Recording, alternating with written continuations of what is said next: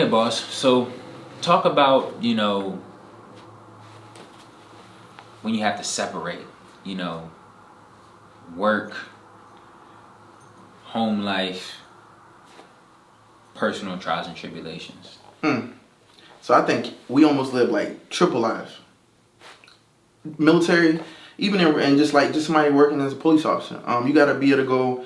When I go to work, I'm this person. This is what I do at work. This is how I operate at work. Whether I show emotion or not, this is me. When I go home, I'm dealing with wife. I'm this person. I'm husband. I love you. Blah blah blah. We spend time. We're making decisions together. When I'm with the kids, I'm another person. I can't treat my kids like I treat my wife, like I treat my work. It's different. I treat the kids differently. Hey, how you doing today? How was school? Oh, I love you, hugs. All right, let's go play some ball in the yard. Let's do that. You that person. So I feel like in life we separate. We have these different roles we play.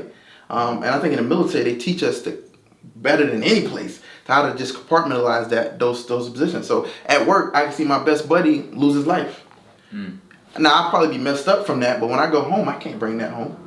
So then I'm a different person. I go home and I may tell my wife, might not, but I'm just dealing with my wife. I'm dealing with my kids. Can't bring that home and tell my kids. You know what I'm saying? Yeah. So that's a different me interacting with them. Now theoretically, I would go get help, therapy to deal with what I saw, and that's happened to me. You know what I'm saying? That happened in real life. Like I lost a person out to sea, and that messed me up pretty bad. I didn't tell my wife for like 4 or 5 days. You know what I'm saying? So she had no idea. She knew something was wrong. Right. But I didn't tell her. And the way I interact with her was not the same we do at work. Everybody, you know what I'm saying? So but that's I think in 2020, a lot of people have like they do that in 2020. Like everything that's been happening in 2020, we compartmentalize. Like COVID-19 goes over here.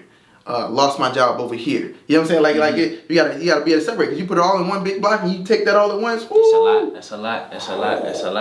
I gotta be at work, but I gotta take care of my kids in the house.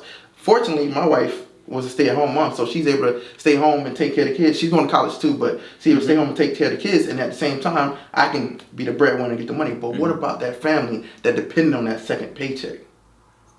You can't take that on the kids. You can't be in the kids like, oh, now I got to deal with you, and I'm supposed to be working. You know what I'm saying? You compartmentalize. Okay, this is what I got going on. I'll figure it out, but I'm going to deal with the kids and make sure they're straight and get them through school.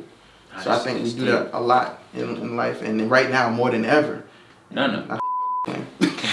Yeah, I mean, listen, that's a whole other ball game, right? But nah, man, I agree with you. And it just really made me think about my personal, right? And I'm like, sometimes I'm like, how do I do it? How do I manage it? Yeah. Right? And like if someone was to ask me what are the tips, what are the tricks?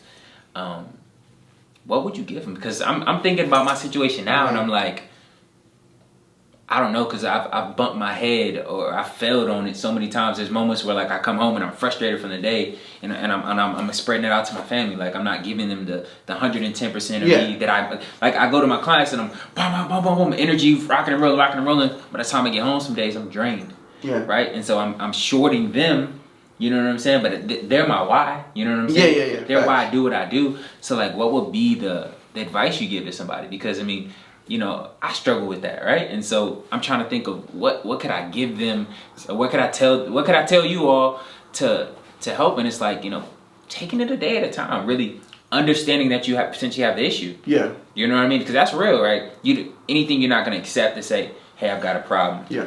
Right? So I think that for me, that'd be the number one step. Like, all right, understanding you got an issue. So what would be your advice to say how to fix that? So I'm an advocate of like getting therapy. Okay. And I remember because I've been to a therapist, and at the end of the therapy, I'm like, well, where do we go from here? Like I'm good. I'm back on my feet. Right. I'm good to go. She goes, well, your friends, your people that you talk to, and you have those conversations with, you go with them. You meet with those people, and you talk to them, and you kind of like voice your opinion with them, and you get it out in the open, and you process it.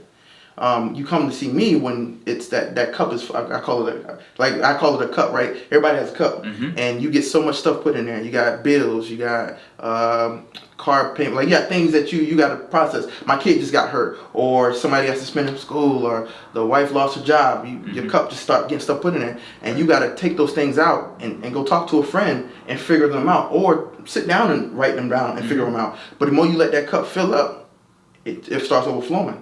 And then that's how you start stressing out, and it's like too much, it's getting heavy, and now you're not doing anything. Now the cup just constantly more stuff getting put in there. And life is just full of that. You know what I'm saying? You lose a parent tomorrow, you don't know. You know what I'm saying? It's like, but if you process everything in there, when that come, which it can come, it's gonna come, you be like, all right, cool. I got room, I got time, and I got room to be able to handle that. So I think that's what we got to do. Go get help. And most time, but you don't even know you need help sometimes. That's why you need those close friends. That's deep. That's deep right there. You need those close people.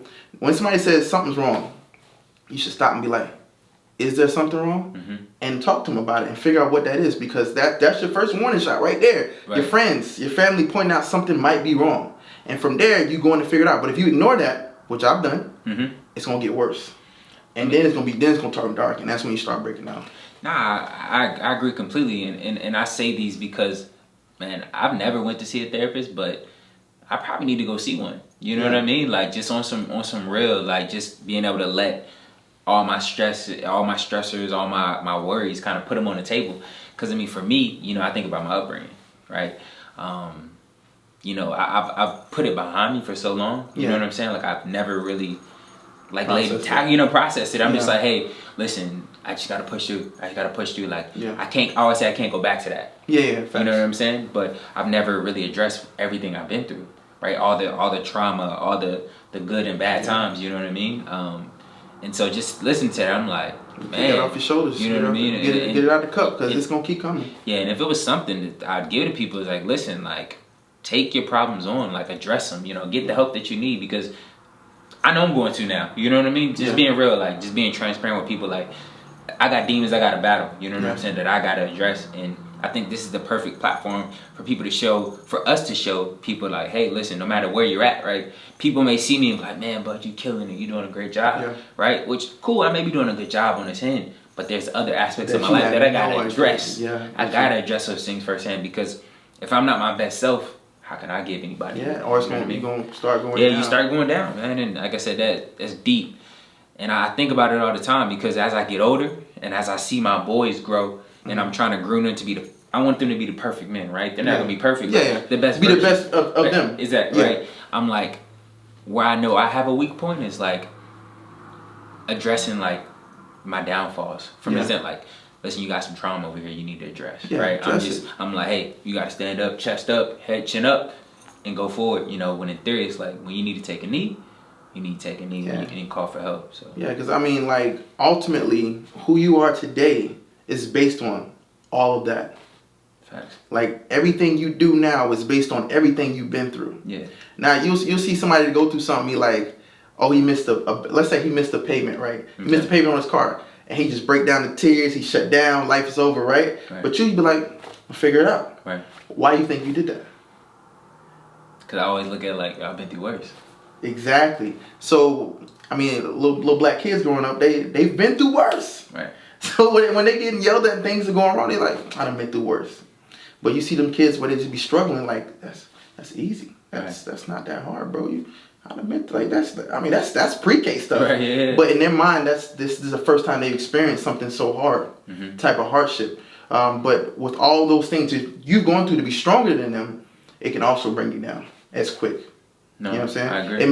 It may take longer, and you may reach the higher point of that hill. But when you reach it, it's gonna be, your fall gonna be big. It's better to process what that is. And like I said, and it's simple, maybe talking to a friend about it. But if it's so powerful that you don't want to talk to, like, you don't feel comfortable talk to a family or a friend about it, then going to see a therapist, somebody that may not know your livelihood or be willing to. I mean, maybe somehow it gets out, your business get out there and getting it out. Because once you get out, you like realize, like, that's not my fault, or I can do this to deal with it, or there's nothing I can do with it but let it go and just let it go. Right. Because there's nothing you can do. Right.